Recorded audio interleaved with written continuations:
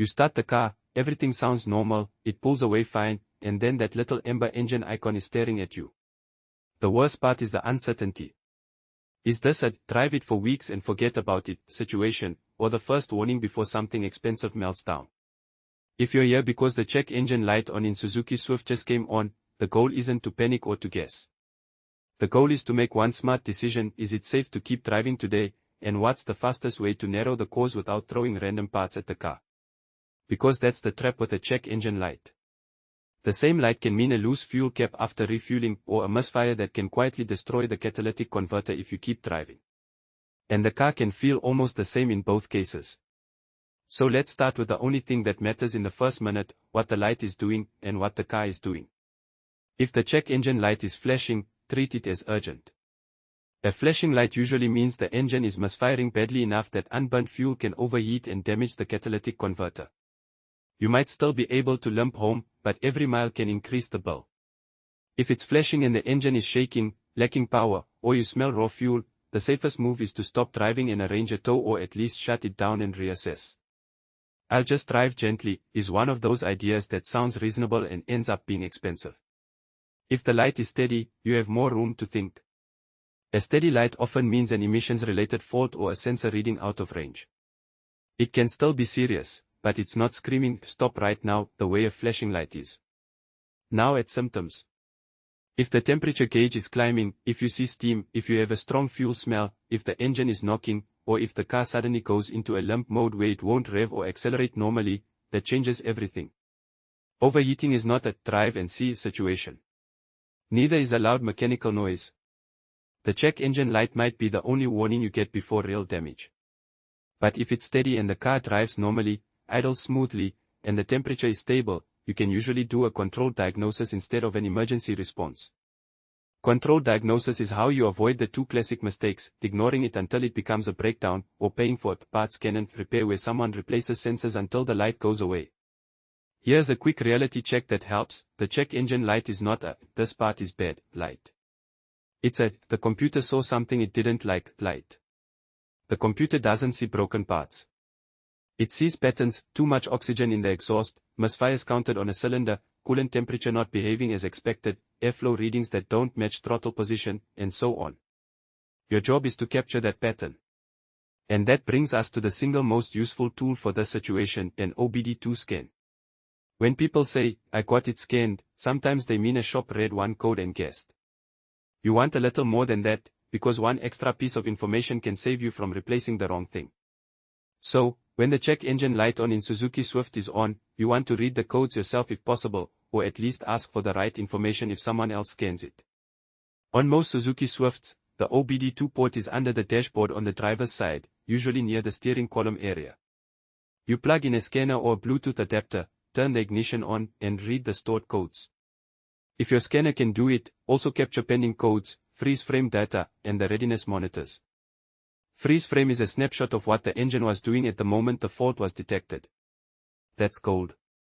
It can tell you whether the issue happened at idle, cruising, or under load, whether the engine was cold or fully warmed up, and whether the fuel trims were trying hard to compensate. Fuel trims are another key piece. Short-term and long-term fuel trims are basically the computer's way of saying, "I'm adding fuel," or "I'm taking fuel away," to keep the mixture correct. You don't need to be a technician to use them. You just need to know the direction of the story. If trims are strongly positive, the engine is running lean or the computer thinks it is. That can be a vacuum leak, unmetered air, low fuel pressure, a dirty MAF sensor, or an exhaust leak before the oxygen sensor. If trims are strongly negative, the engine is running rich or the computer thinks it is. That can be leaking injectors, too much fuel, a bad sensor bias, or sometimes a stuck thermostat keeping the engine cold and enriching the mixture. Now, a warning about scanning mistakes. First, don't clear codes immediately. Clearing codes erases the evidence. It also resets readiness monitors, which can make it harder to confirm the fix later. Second, don't stop at the first code description you see on a cheap app. O2 sensor fault is often a lazy translation of what's really happening. The oxygen sensor is frequently the messenger, not the culprit. Let's talk through the most common families of causes that trigger a check engine light on a Swift, what they tend to feel like, and what you can check without turning your driveway into a full-time workshop.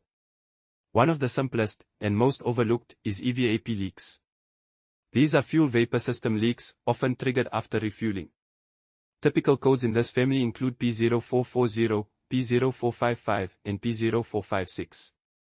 The car often drives completely normally. No rough idle, no power loss. Just the light. The first thing to check is the fuel cap. Not just is it tight, but is the seal cracked, is there dirt on the sealing surface, does it click properly when tightened? If you recently filled up and the light came on shortly after, this jumps higher on the suspect list. Tighten the cap until it clicks, inspect the rubber seal, and then drive normally for a few trips. Sometimes the system needs a couple of drive cycles to retest and turn the light off on its own. If the cap looks damaged, replacing it is cheap and reasonable. But if the code persists, the leak could be a hose, a purge valve, or a vent valve issue. That's when smoke testing becomes the proper next step, and that's usually a shop tool. Next big category, misfires. Codes like P0300 for random misfire, or P0301 through P0304 for specific cylinders. This is where the steady versus flashing detail matters. Misfires can start mild and become severe. You might feel a slight shake at idle, hesitation under acceleration, or a stumble that comes and goes. The most common causes are ignition-related, spark plugs, ignition coils, and sometimes plug wires depending on the engine setup. If your Swift has coil-on plug, a classic low-cost diagnostic trick is the coil swap test. If you have a cylinder-specific misfire code, you can swap the coil from the misfiring cylinder with another cylinder and see if the misfire code follows the coil. If it does, you found a likely culprit without guessing. Spark plugs are also a big deal.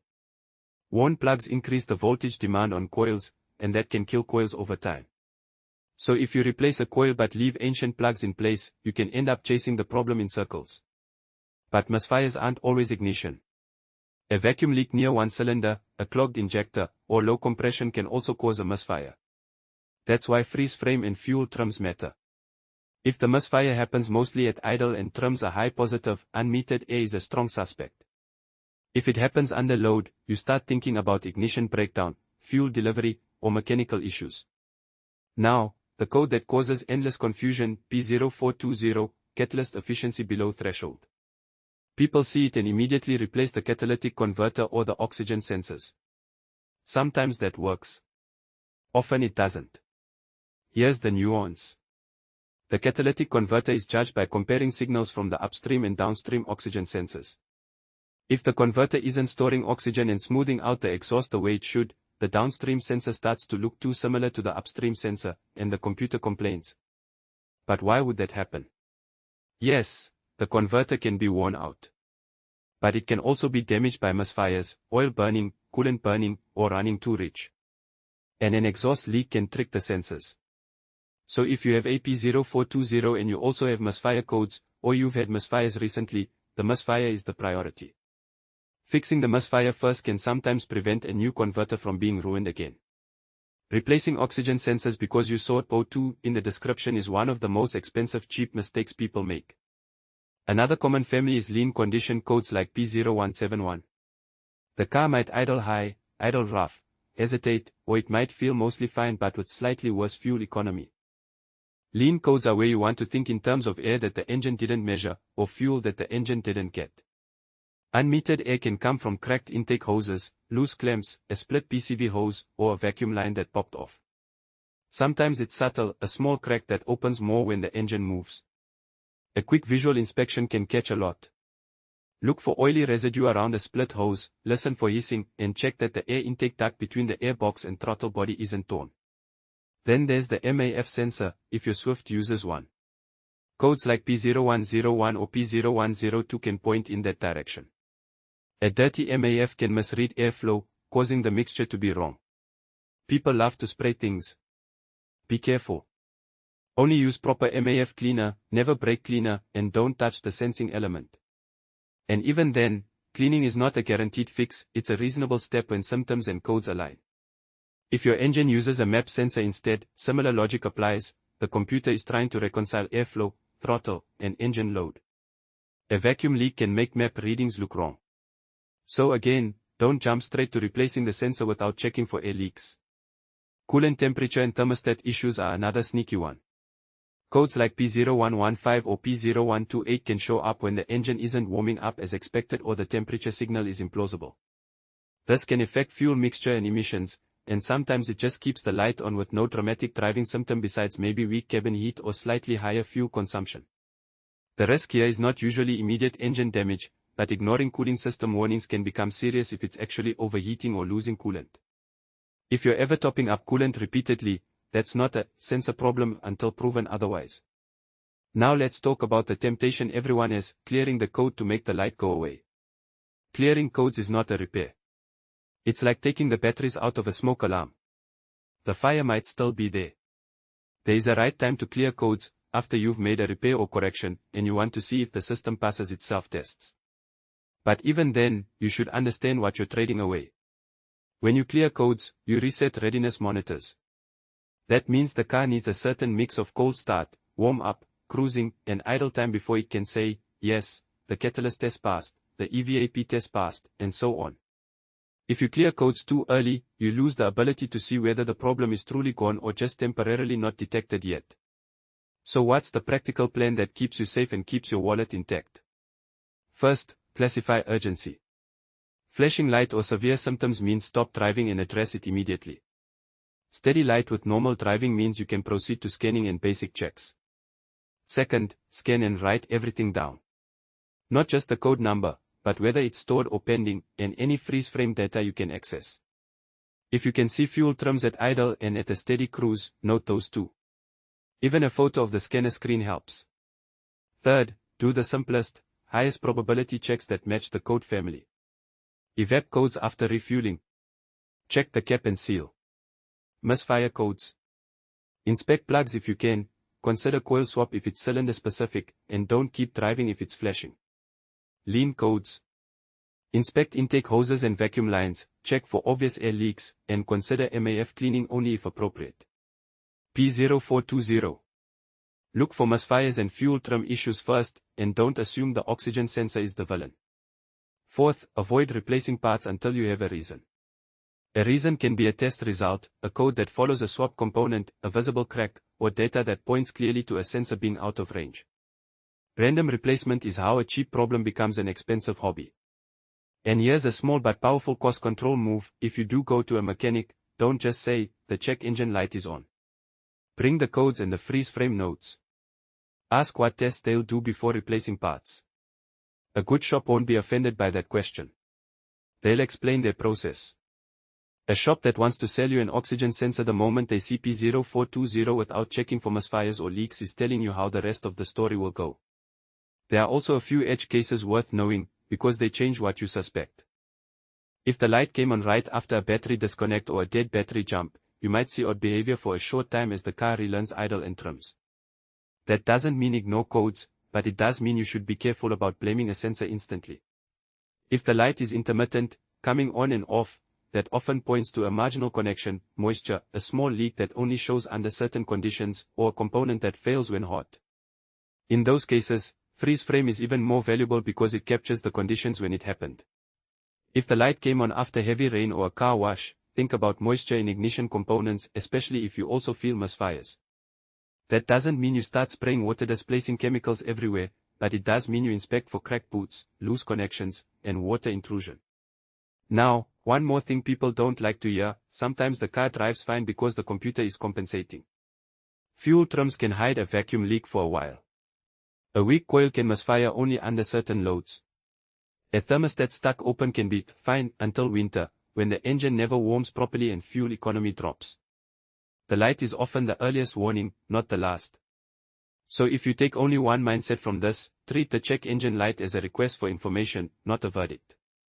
Your job is to gather that information quickly and make a calm decision. If you're still thinking, okay, but what do I do tonight, right now? Here's the simplest safe approach. If it's flashing or the engine is running rough, don't keep driving. If it's steady and the car feels normal, check the fuel cap, check fluids and temperature behavior, and get the codes read as soon as you can. Once you have the codes, you can stop guessing. And when you circle back to that original moment of uncertainty, the one that makes this light so stressful, you'll have an answer that's based on evidence. Not hope. Not fear. Evidence. Because the check engine light on in Suzuki Swift is only one symbol, but it's pointing to very different stories. Your advantage is that the car is already recording clues. Read them, interpret them, and you'll know whether you're dealing with a minor annoyance, or the kind of early warning that can save you from a much bigger repair later.